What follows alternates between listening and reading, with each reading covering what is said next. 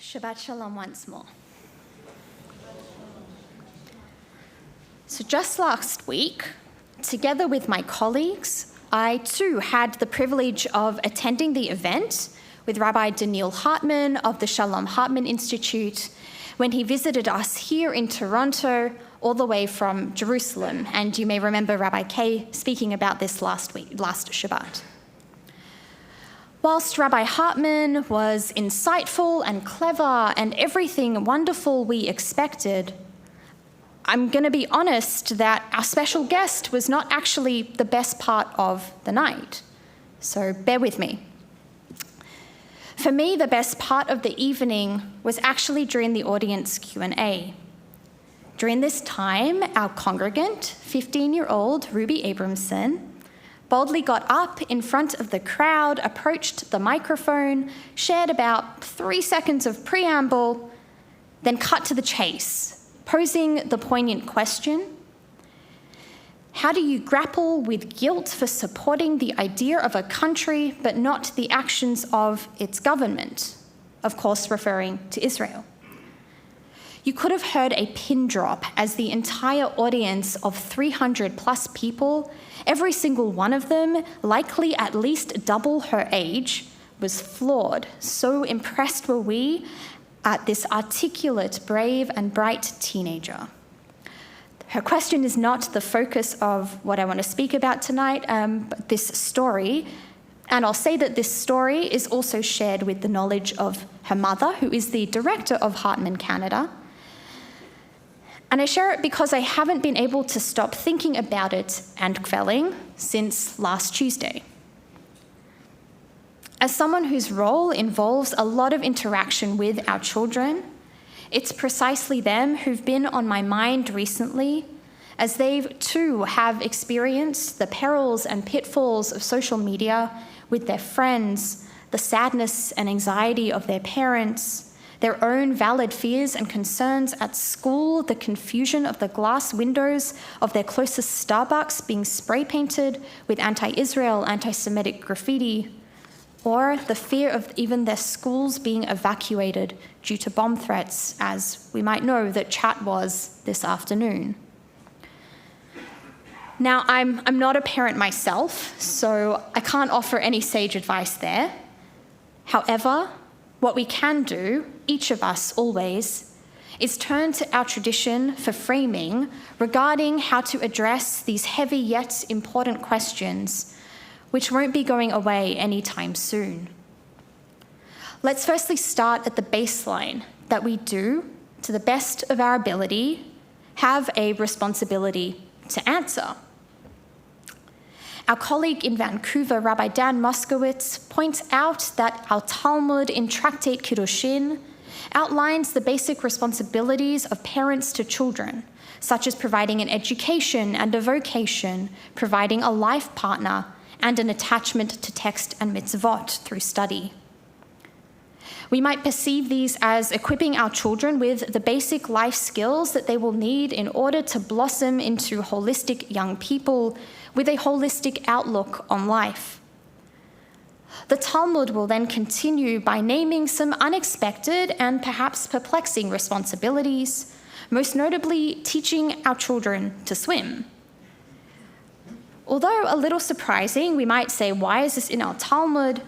Diving deeper, yes, pun intended, because, okay, it's not simply about the life skills, but it's about the values that they illustrate, as Rabbi Moskowitz continues teaching.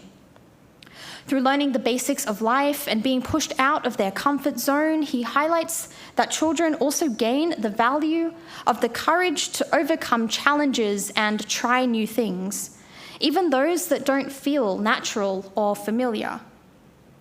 It is also about, to keep paraphrasing Rabbi Moskowitz, engendering curiosity and building the resilience and resourcefulness to navigate the uncertain and the unknown.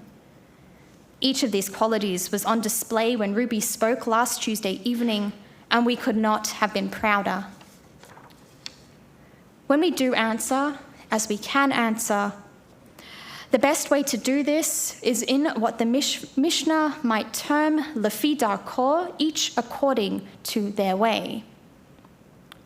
According to the 19th century German rabbi Samson Raphael Hirsch, the failure to do exactly this was what led to the breakdown of the family unit consisting of Isaac, Rebekah, and the twins Jacob and Esau in our parasha this Shabbat Toldot. Hirsch picks up on the phrase Vayigdalu hane'arim, when the boys grew up, which appears in Genesis chapter 25, verse 27, and he takes it as this hint to, quote, emphasize that while it was prophesied and known to Rebekah that the boys would be quite different, she and Isaac nevertheless raised them in precisely the same environment and with the same methodology. This was their mistake. In other words, the parents did not take into account the different personalities and the different social, emotional needs of their children. Each child, we might learn, needs the care and specific attention to where they are at developmentally in order to thrive and to make the best sense possible of any situation, particularly when times are tough as they are at this moment. A helpful article by Sivan Zakai, a professor of Jewish education at the Hebrew Union College, Jewish Institute of Religion, offers us some sage advice to bring it back to our reality today. Her operating principles are as follows. A belief that every child who can ask or who is asking deserves an explanation of the current moment that is at once age-appropriate and honest, and an acknowledgement that every child needs adult guidance about what information is appropriate and trustworthy. So let's break it down. For example, with preschoolers, we might speak about emotions, like how we're feeling sad. But then we need to assure and reassure them that we're not upset because of them. Whereas for high schoolers, we can name our emotions, give them a realistic assessment of what happened on October 7, encourage them to ask questions of their grown-ups, and help them engage in the news and social media in order to keep healthy boundaries, such as only being able to utilize reliable resources amidst a tsunami of information, some of which, yes, we need to shield them from too. I would then posit that we can also do this in a way that instills pride in their Jewish identity and confidence to live a joyful and fulfilled Jewish life. Rashi notes that Esau spends time contemplating his birthright, reflecting on its nature as unstable before deciding to throw it away. Esau comes to realize that his birthright is also an obligation and a commitment to take one's place in the future of the Jewish people and work towards our bright tomorrow. As Rabbi Elliot Kleinman so eloquently puts it, this birthright blessing bestowed from one generation to the next is not just a privilege, but carries with it the weight of responsibility of living up to its potential, even when it's hard, and even when we are, to use the term from Toldot, ayef, meaning exhausted, because it insists that we not only care, but act, and act with enthusiasm.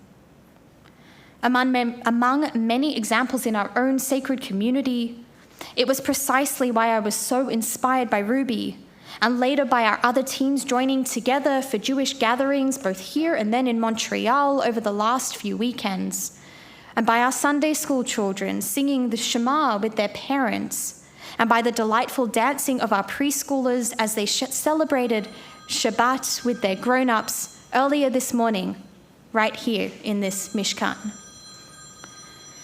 To me, that is Jewish joy and Jewish pride at its finest, that despite everything, our children are still reveling in these experiences, and their adults are supporting them each step or each tiny, adorable dance move of the way. So as we come full circle, we're left with one open question. How did Rabbi Hartman respond to our Ruby? It was not just his answer, but his behavior which spoke volumes. Rabbi Hartman came down from the bema to listen to her properly when the microphones weren't working to full capacity. He spoke then to the toughness and the legitimacy of the question. It was not a young person's question, and taught towards moral clarity, stating that the opportunity and the necessity for new moral conversations to be created as a result of this current war. He made it relevant to her by giving some historical context that these questions have not been asked since the day that she was born, due to the trauma of the Second Intifada and the subsequent political schisms. Rabbi Hartman then acknowledged that we, for her sake, that for her Jewish values and her upbringing to be honored and fulfilled, we need to do better once the war is over and the questions of tomorrow hang in the balance, because Ruby and her generation deserve it.